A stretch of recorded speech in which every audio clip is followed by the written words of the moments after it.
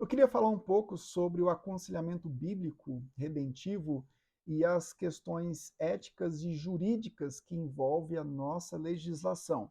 Sou Michel Augusto, sou pastor e advogado, tenho formação em teologia e direito. Você está no canal Augusto e Augusto Advocacia e Consultoria, tá certo? Estou usando aqui como base, adaptada, lógico, para a realidade brasileira, o Robert Kelleman, Equipando Conselheiros para a Sua Igreja, da editora Peregrino. Ele traz um estudo de caso no contexto americano e eu fiz uma adaptação para o contexto brasileiro, tá ok? Vamos lá então? Bom, nós temos um chamado para o cuidado com sabedoria, certo? E nós precisamos evitar dois extremos. O medo jurídico paralisante, nós não vamos deixar de aconselhar porque podemos ser processados. E o segundo extremo é a ingenuidade, quando nós não nos atentamos para as questões legais que dizem respeito a isso. Na igreja onde eu sou pastor, na Igreja Batista Reformada de Brasília, nós criamos um termo de atendimento com limites baseados nas questões jurídicas, o cuidado jurídico para o atendimento, para o aconselhamento bíblico. Bom, segunda coisa, nós precisamos compreender a lei do amor, né? O texto de Romanos 13 é o fundamento para a nossa atuação.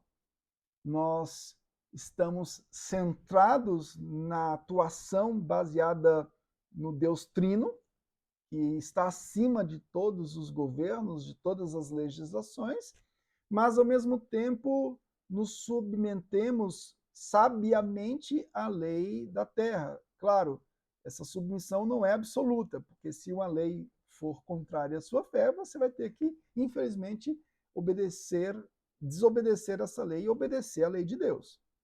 Então, o conselheiro bíblico, ele vive essa tensão sagrada, mas precisa entender os seus limites de atuação. Bom, proteger-se de questões jurídicas e legais que podem ser aplicadas no processo do aconselhamento bíblico, né? Terceiro lugar, nós precisamos superar os extremos entre essa paranoia jurídica e a ingenuidade.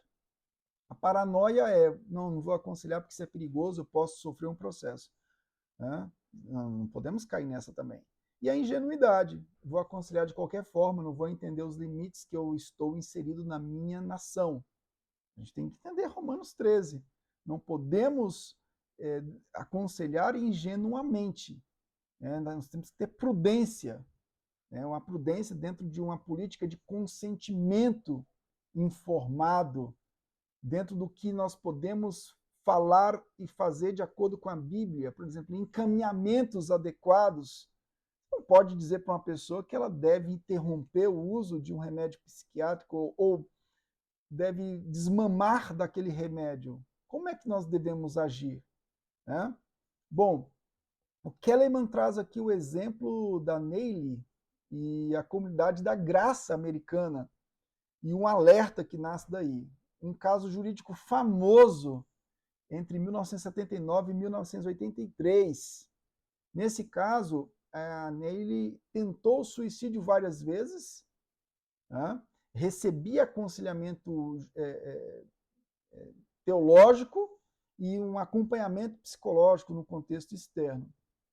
Os pais dela processaram a igreja por negligência pastoral, alegando que os conselheiros deveriam tê-lo encaminhado a especialistas com mais urgência. A Suprema Corte da Califórnia decidiu que conselheiros não licenciados, religiosos ou seculares, têm um dever de encaminhamento quando necessário. Enfim, esse é um caso americano, mas serve de exemplo para nós da forma como nós temos que proceder no aconselhamento. Não podemos agir de acordo com o politicamente correto, devemos ser bíblicos, centrados no Evangelho, mas nós devemos entender, com base em próprio Romanos 13, quais são os nossos limites legais de atuação. Bom, há um clima legal atual, que isso num contexto ocidental, para uma certa profissionalização e registro de atuação.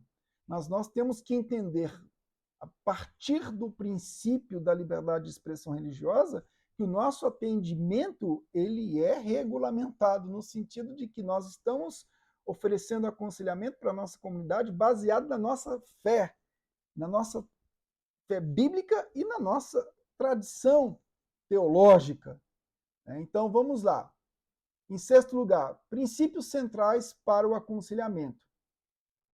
Nós precisamos comunicar claramente que nós não estamos agindo como psicólogos, nem como terapeutas, nem como clínicos. A nossa atuação é como pastores e como discipuladores, como conselheiros bíblicos. Nós precisamos comunicar claramente o que estamos oferecendo. Nós estamos oferecendo aqui um aconselhamento bíblico e centrado no Evangelho. Nós não estamos oferecendo um aconselhamento para pedir que uma pessoa interrompa, desmame, ou tome ou deixe de tomar um remédio. Nós precisamos entender que há uma ação, por exemplo, de uma psiquiatria nesse sentido. Embora a gente não concorde da forma política como essas DSMs agem, né? Temos essa certeza de que existe aí um construto social em torno da formação das DSMs. Mas a gente não pode ser inocente. A gente não pode chegar para uma pessoa e falar, faça, deixa de fazer. No processo do aconselhamento, o encaminhamento é para que um profissional diga e fale para ela, olha, desmame assim, assim, assado. Tome. Entendeu como é que é? A gente não pode encaminhar para que a pessoa tome o remédio, nem para que ela deixe de tomar. Esse encaminhamento não cabe a nós. A gente tem que orientar os construtos sociais que existem hoje nessa indústria medicamentosa perigosíssima. Precisamos orientar, mas não podemos dizer para ela, olha, faça ou deixa de fazer. Essa é a decisão da pessoa. Mas a orientação bíblica e teológica é nossa. Então, o consentimento também deve ser informado através de uma ficha. A gente tem aqui, criamos uma ficha, um modelo onde a pessoa está declarando através da assinatura todos esses termos que eu falei outrora. Do que se trata, o que aquele atendimento está tratando. Ela tem que reconhecer que não é um tratamento secular, não é um serviço clínico, ali não há um diagnóstico médico, ali é um diagnóstico bíblico e teológico. E ali ela assina reconhecendo isso, autorizando isso. Tá? Há uma confidencialidade responsável também. Ela tem que assinar, de acordo com esse termo, sobre as dimensões éticas que envolve aquele relatório. Aquele relatório vai ser submetido a um presbitério de uma igreja local.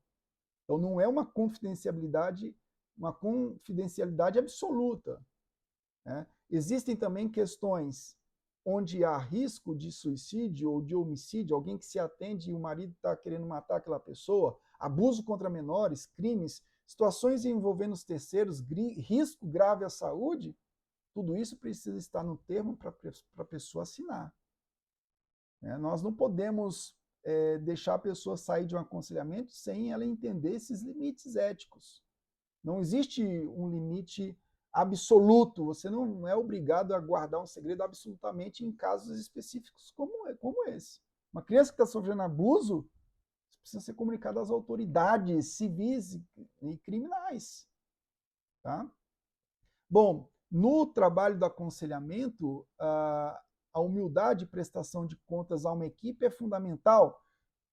Então, essa pessoa precisa ser informada que aquele assunto vai ser tratado em determinado momento num concílio presbiteral. A qualidade do cuidado. Nós precisamos trabalhar com integridade, com competência bíblica, dever de cuidado, segurança, um ambiente seguro, com horários adequados. Sempre falo para os presbíteros trabalharem junto com outro presbítero ou junto com a esposa. O encaminhamento responsável, você não é psicólogo, não é psiquiatra, aqui, por exemplo, nós não somos integracionistas, mas nós também não agimos com irresponsabilidade no sentido de pedir para a pessoa parar de tomar o remédio. né? Documentação, isso tudo precisa ser documentado.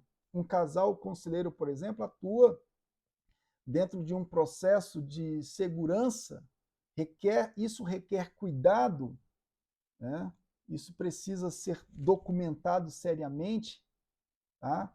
Então, esse ministério exige um cuidado bíblico, teológico e também um cuidado jurídico para que nós não sejamos também surpreendidos com ações jurídicas inconvenientes por uma falta de sabedoria ética, bíblica e jurídica da nossa parte, tá ok? Então, tome bastante cuidado quando for aconselhar. Não fique com medo a ponto de ter que evitar, mas também não haja de forma ingênua, porque isso é muito perigoso também para a fé. A fé não pode recuar do espaço público. A fé também não pode ser encurralada. Nós precisamos agir. Agora, claro, quais são os limites? Primeiro, qual é o princípio que rege o aconselhamento bíblico redentivo do ponto de vista jurídico? Liberdade de consciência e crença, artigo 5º e 6º da Constituição. Liberdade de culto e liturgia, liberdade de manifestação de pensamento e ensino, artigo 5º, 4º, artigo 206 da Constituição Federal. Então, o aconselhamento bíblico se insere na dimensão externa do exercício da fé. A dimensão interna é crer, orar, interpretar, meditar. Agora, a dimensão externa é externalizar através da pregação, através do aconselhamento, do ensino, onde você critica ideias e práticas religiosas ou não religiosas. No aconselhamento, sim, a gente critica as DSMs, da forma como esses construtos sociais são formados. Agora, a gente também tem a sabedoria de não dizer que a pessoa tem que parar de tomar ou diminuir a dose. Isso a gente encaminha, certo? Porque nós não somos psiquiatras.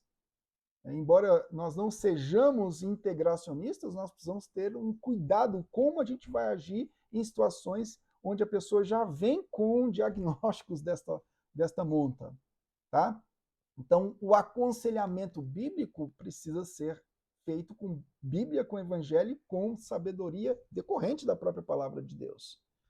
Então, nós precisamos tomar cuidado com o princípio da dignidade da pessoa humana, artigo 1º, 3 da Constituição Federal, e a gente sabe que o nascedor disso está lá em Gênesis 9, mas o direito moderno ignora isso, né?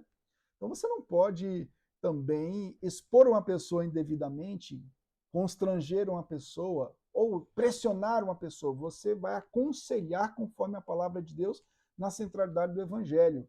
Mas você não é uma pessoa que vai forçar a pessoa a tomar uma decisão. O confronto bíblico é diferente de você agredir uma pessoa, forçar a fazer alguma coisa. Nenhum conselheiro pode forçar ninguém a fazer nada, tá? Então, nós temos aí uma série de ações. Artigo 227, por exemplo, proteção de crianças e adolescentes.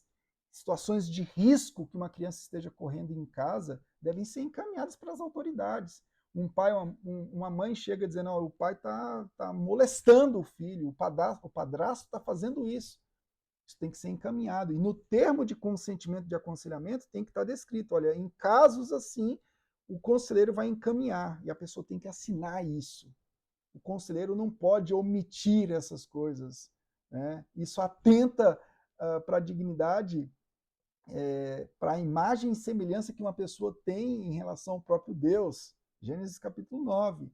Tá? Então nós precisamos entender que o conselheiro precisa evitar que ele caia no tal do abuso do direito do artigo 187 do Código Civil. Há abuso quando a autoridade espiritual é usada com excessos, controle emocional, manipulação, humilhação, impor práticas indevidas ou omitir essas práticas que uma pessoa está sendo submetida, como abuso sexual, como pedofilia e outras coisas mais. Tá? Agora, no processo do aconselhamento, você deve expor a palavra e o evangelho, deve criticar coisas que são contrárias à fé e à boa prática doutrinária. Tá? Isso faz parte da liberdade de expressão religiosa, faz parte do processo, principalmente do discipulado, da expressão do ensino bíblico, né? E tudo isso é biblicamente constitucionalmente protegido. Agora, o que não é protegido? Ataque pessoal, hostilidade, isso não faz parte nem da Constituição e muito menos da nossa fé bíblica. Tá ok? Bom, espero poder ter te ajudado. Encerro dizendo: o aconselhamento bíblico redentivo é a expressão legítima da liberdade de expressão religiosa. Aquilo que você exerce é amplamente protegido pela sua fé. Se não fosse protegido pela legislação, você teria que ficar com a fé. Tá ok? Mas hoje nós temos proteção em relação ao que a gente faz no tocante ao direito na modernidade. Tá bom? Não existe sigilo pastoral absoluto, com os casos que eu citei outrora, e existe uma responsabilidade civil por omissão, artigo 186 e 927 do Código Civil. Se o conselheiro percebe grave risco e não encaminha, ou induz a uma prática prejudicial, pode ser responsabilizado.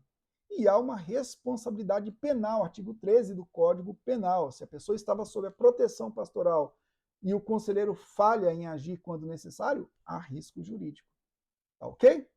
Então, crie um termo de consentimento onde todas essas questões bíblicas, teológicas e jurídicas, com termos de consentimento, política de encaminhamento, protocolos mínimos, registros simples, supervisão pastoral, tudo isso colocado no bojo de um documento e submetido à assinatura de quem está sendo aconselhado. Espero ter te ajudado. Se inscreva no canal, ative o sino para você receber as notificações. Um abraço forte, fique com Deus, até a próxima.